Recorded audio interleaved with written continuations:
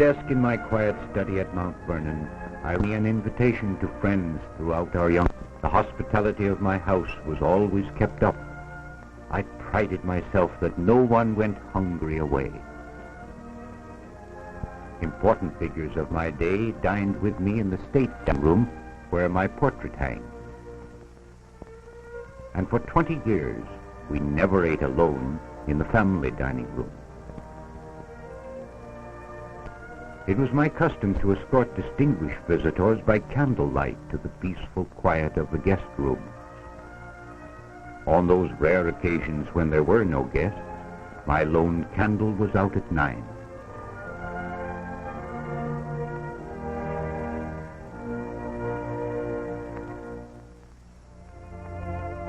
In the mornings I was happiest at Mount Vernon.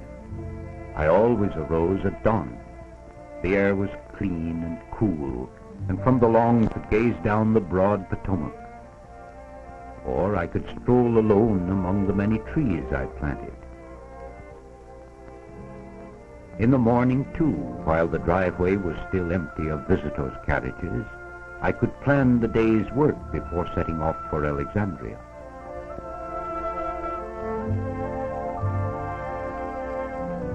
Christ Church, where my family Bible may still be seen, looks just as it did in my day.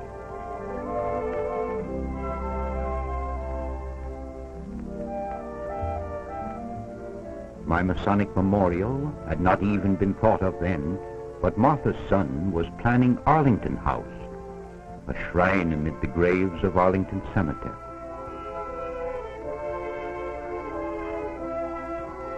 Near the amphitheater where Americans pay homage to their hero dead, the living maintain perpetual vigil.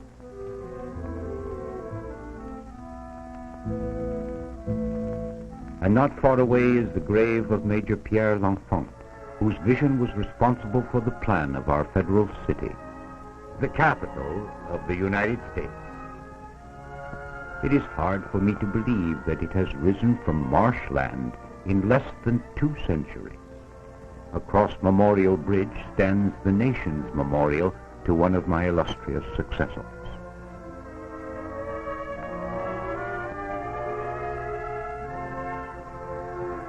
Nearby to my great fellow Virginian Thomas Jefferson, Americans have built another memorial overlooking the tidal basin and the famed cherry blossom.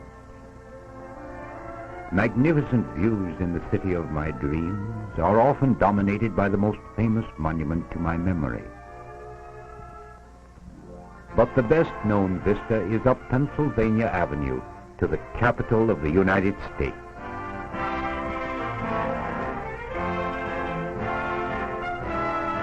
The Capitol building, whose cornerstone I laid in 1793, is the embodiment of the spirit of our nation, where you, as a citizen, through your chosen representatives, govern yourself and help plan the destiny of our nation.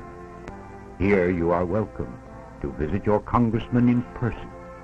Near the Capitol is the Library of Congress and the marble home of the Supreme Court.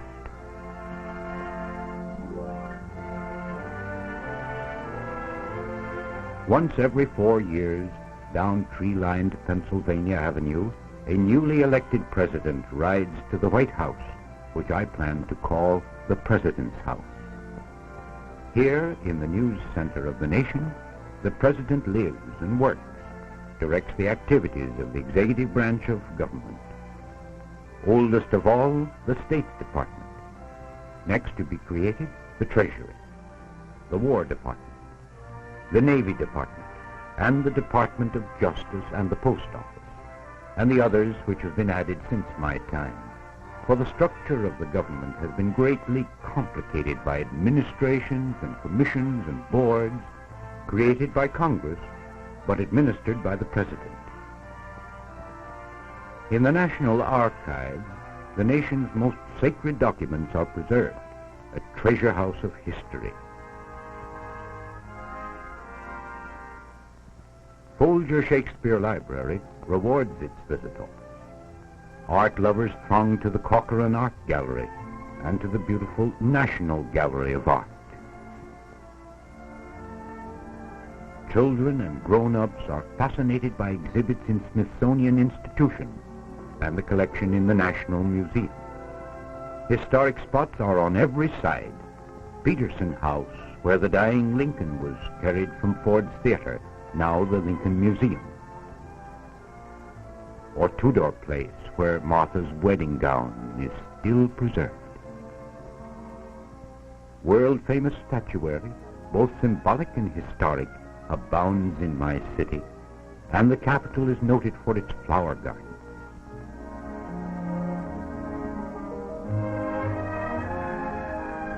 Bordering tree-lined avenues, the embassies and legations of all nations make Washington a truly international city and attest our spirit of friendship and our desire to live at peace. But brotherhood begins at home, and when thousands flock to our city to national conventions, perhaps in the Armory, Washington's world-famous hotels care for them, either downtown or on the wooded heights above Rock Creek Park. Every form of entertainment is available by day or by night. And shopping in department stores and specialty shops is an adventure. I think Washington has become a good place to live, and so do thousands who make their homes here.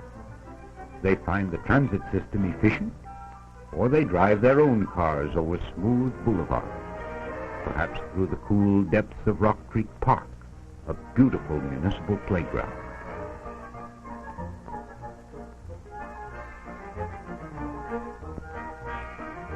At the zoo, the animals are always ready to welcome appreciative guests, all within the 10-mile square of the city of Washington. If you come to my city to play, you can, among many other things, ride the broad breast of the Potomac in all manner of craft, or thrill with the President himself to the annual President's Cup Regatta, where racing headliners whisk over the waves. Or you can leisurely follow the path of the old C&O Canal, which I helped organize in the belief that it would make my city a great trade center.